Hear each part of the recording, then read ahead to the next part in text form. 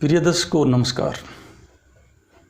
दोस्तों, जैसा कि हम जन्म कुंडली के बारे में हमेशा चर्चा करते हैं, आज हम जन्म कुंडली में बुध ग्रह के बारे में चर्चा करते हैं। बुध ग्रह का हमारे जीवन पर क्या प्रभाव पड़ता है, जन्म कुंडली में उसका क्या रोल होता है। सबसे पहले हम इसकी खगोलीय जानकारी दे रहे हैं। ये पुस्तक हमने शास्त्रों पे आधारित लिखी है। इसका सारा मटेरियल शास्त्रों से लिया गया है और खगोलीय आधार पर इसमें क्या लिखा है। सौरमंडल में बुध सूर्य के सबसे करीबी ग्रह बताया गया है। कुंडली में यह ग्रह चंचल प्रवृत्ति का माना जाता है। पृथ्वी से बुध की दूरी लगभग 9 करोड़ 28 लाख किलोमीटर बताई गई है। यह सूर्य के चारों ओर बड़ी तेज गति से परिक्रमा करते हुए 88 दिन में एक चक्कर पूरा करता है।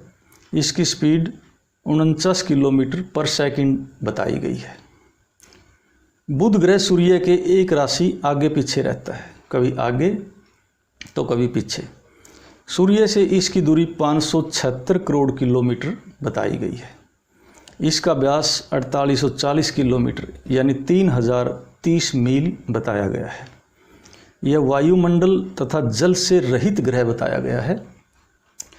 बुध का अपनी कक्षा की परिधि की ओर झुकाव 7 डिग्री तथा गति 29.7 मील पर सेकंड बताई गई है।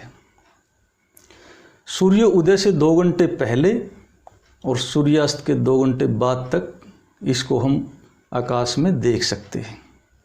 जब यह सूर्य की गति का उल्लंघन करता है तब आंधी और तूफान आते हैं।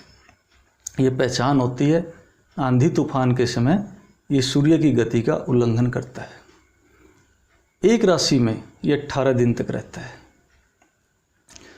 ये तो इसकी खगोलीय जानकारी थी।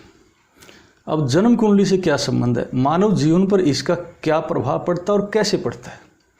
दोस्तों, जन्म कुंडली में मिथुन और कन्या 2 राशियां इसके अंतर्गत आती हैं। जब किसी का लगन कन्या हो या मिथुन हो, उन पर पूर्ण रूप से इस ग्रह का प्रभाव होता है।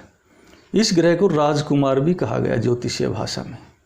राजकुमार इसलिए कि चंचल ग्रह है, तेज गति का ग्रह है, राजकुमारों की तरह एक्टिविटी करता है, राजकुमारों की तरह शौक हैं इसके।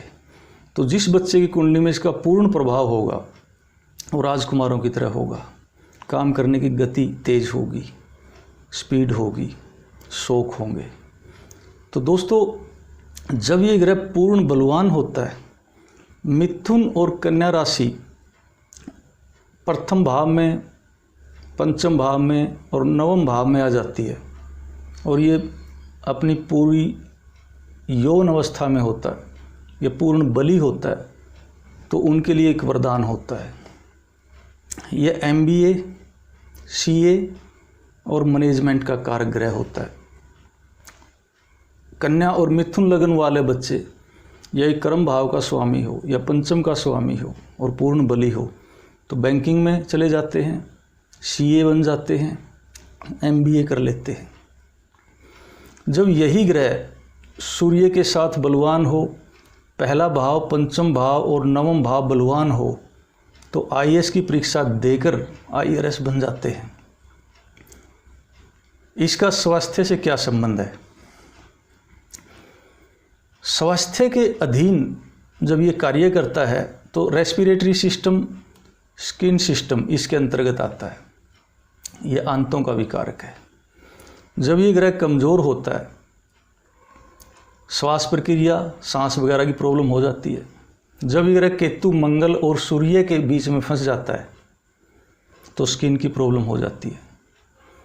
जब यह ग्रह छठे भाव का स्वामी होता है और छठे भाव पे पाप प्रभाव होता है तो हर्निया की प्रॉब्लम मिलती है उन बच्चों को, उन जातकों को।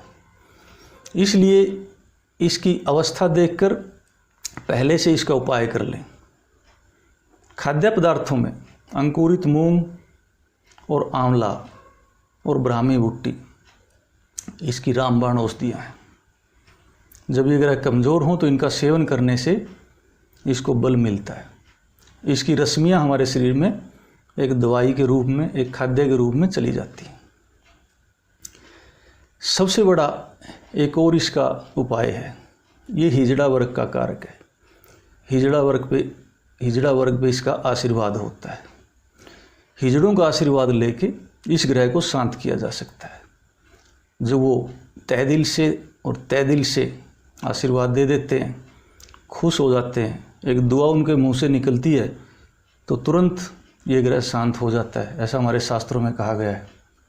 क्योंकि शास्त्रों में लिखा हुआ है, जब हिजड़ों को बनाया गया था उन्होंने परमपिता परमात्मा से कहा कि हमारा क्या रोल है धरती पे। तो परमात्मा ने कहा कि तुम्हें एक ऐसा वरदान दिया जाए जो किसी पर नहीं होगा। तो हिजड़ों को एक वरदान मिला था कि तुम दिल से जिसको भी आशीर्वाद दे दोगे उसका कल्याण हो जाएगा। अगर जन्म कुंडली में एक बालामृत योग होता है, उस योग के अंतर्गत बच्चे की आयु 5 साल तक बड़ी कठोर दौर से गुजरना पड़ता है, उसकी अकाल मौत भी हो जाती है। बालारिष्ट योग अगर कुंडली में होता है, अगर बालारिष्ट योग हो और हिजड़ों को बुलाया जाए और दिल से हिजड़े उसको आशीर्वाद दे दें तो बालामृत योग भी टल सकता है। बच्चे को आयु बढ़ जाती है, उनकी आयु लग जाती है। और अक्सर ये पहले परंपरा भी थी कि बच्चा जब पैदा होता था हिजड़ों को बुलाया जाता था। कहीं ना कहीं हमारे बुज़ुर्गों को इस बात का अंदाज़ा था, इसलिए वो परंपरा थी और आज भी है वो परंपरा। तो दोस्तों, आज हमने बुध ग्रह से संबंधित खगोलीय और ज्योतिषीय जानकारी आपको दी। ये तथ्यों पे और सत्यों पे आधारित है और जन्म कुंडली पर ग्रहों पे हमें शक करना ही नहीं चाहिए। हमारे ऋषियों ने जो लिख दिया वो अटल सत्य है। वो अलग बात है कि हमारी गणनाएं कैलकुलेट करने का तरीका गलत हो या हमारा कुंडली देखने का तरीका गलत हो। कई बार इंसान चूक कर सकता है, लेकिन ऋषियों की लिखी हुई बातों पे हम उंगली नहीं उठा सकते, क्योंकि उन्होंने दिव्य दृष्टि से, साधना से, तप से और ध्यान से लिखा सब कुछ। एक एक शब्द कीमती है, एक एक शब्द तथ्यों पे और सत्यों पे खरा उतरता है। तो दोस्तों, आज हम यही विराम देते हैं। आगे भी हम अच्छी जानकारियाँ लेकर आते रहेंगे। जय हिंद।